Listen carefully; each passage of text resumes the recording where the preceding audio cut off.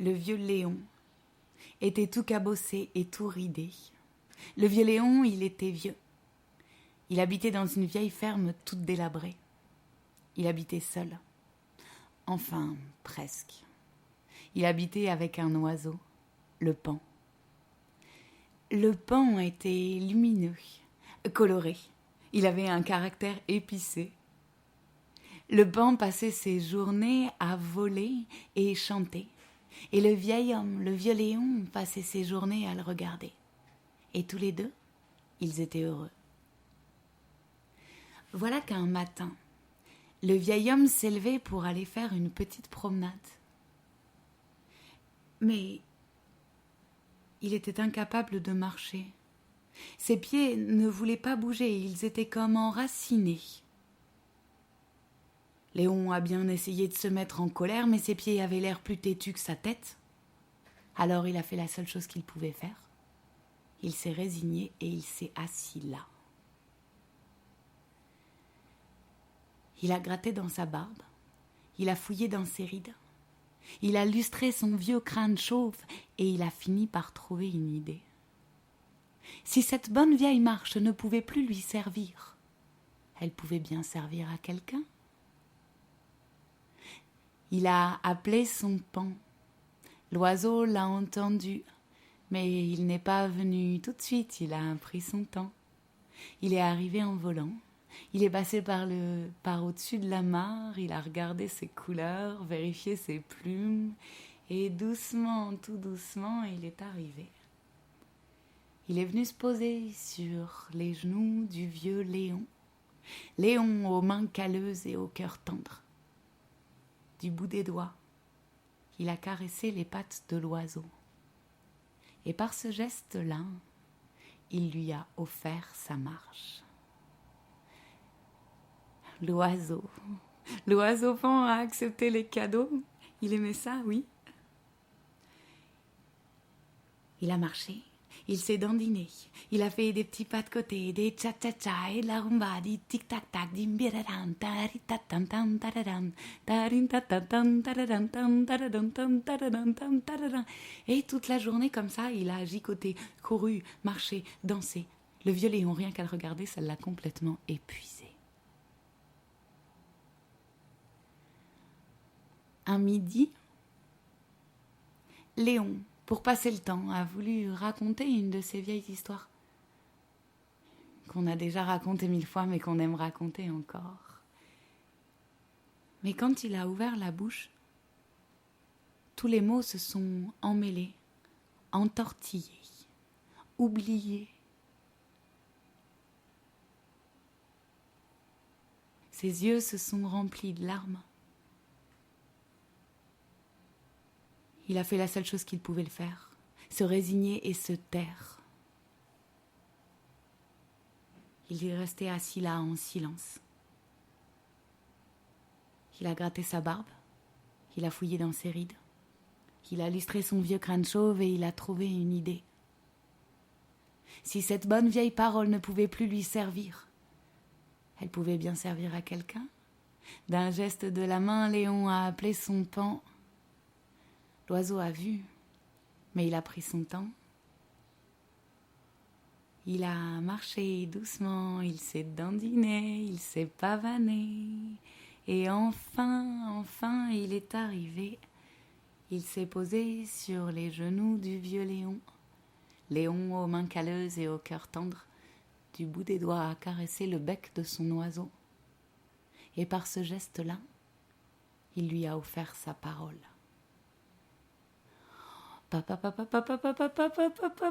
si tu savais tout ce que j'ai à te raconter. Non mais depuis que ma mère m'a vue, j'étais dans mon œuf déjà, elle savait que j'étais magnifique, mais j'étais rayonnant, lumineux, mais à travers la coquille ça se voyait déjà. Et puis la petite poule rousse, elle t'imagine, mais quelle jalousie. Elle est rousse, elle est belle, oui mais elle est pas aussi belle que moi. Et puis la pintade on aurait bien, non mais tu rigoles, mais même l'arc-en-ciel, toujours il arrive d'être aussi beau que moi. Et puis c'est ce que je l'ai c'est ce que tu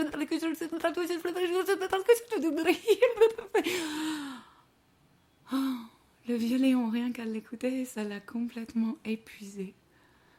Mais il était heureux. Et son oiseau aussi. Un soir, l'oiseau paon s'est inquiété, parce que depuis le lever du soleil, il n'avait pas vu Léon, le vieux Léon, son ami. Alors il l'a cherché. Il a fait le tour de la maison. Il allait dans la cour, sur le seuil de la porte. L'oiseau paon est entré dans la cuisine.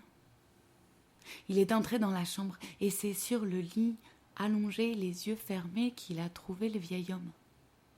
Il était tellement vieux qu'il n'avait plus le courage de se lever. L'oiseau s'est approché et du bout des plumes, il l'a chatouillé. Le vieux Léon a entrouvert la bouche, mais il a gardé les yeux fermés. L'oiseau s'est senti tout ému, tout remué. Il aurait voulu l'entendre parler, entendre le son de sa voix encore une dernière fois. Alors il a fouillé loin dans ses plumes, il a remué ses couleurs et il a trouvé une idée. Il a approché son bec de la bouche du vieil homme et par ce geste-là, il lui a offert son chant. Padim, padim, param, pararararam, ra, ra, ra, ra, ra, ra, ra. Le vieux Léon s'est mis à chanter. Et doucement, tout doucement, il s'est enfoncé dans sa couverture de plumes. Bientôt, tout son corps était recouvert de minuscules plumes blanches. L'oiseau, le paon, avait beau écarquiller les yeux, il ne le voyait plus. Non, non, il ne voulait pas que l'histoire se termine comme ça. L'oiseau aurait voulu le voir encore une dernière fois. Alors il a cherché, il a cherché, il a cherché loin dans ses plumes, il a cherché profondément dans ses couleurs, et il a fini par trouver une idée. Il a ouvert, il a déployé sa roue, sa grande roue, sa belle roue. Et il a éventé. Toutes les plumes se sont mises à voler dans toute la chambre. Et doucement, tout doucement, le vieux Léon est ressurgi du fond de son lit.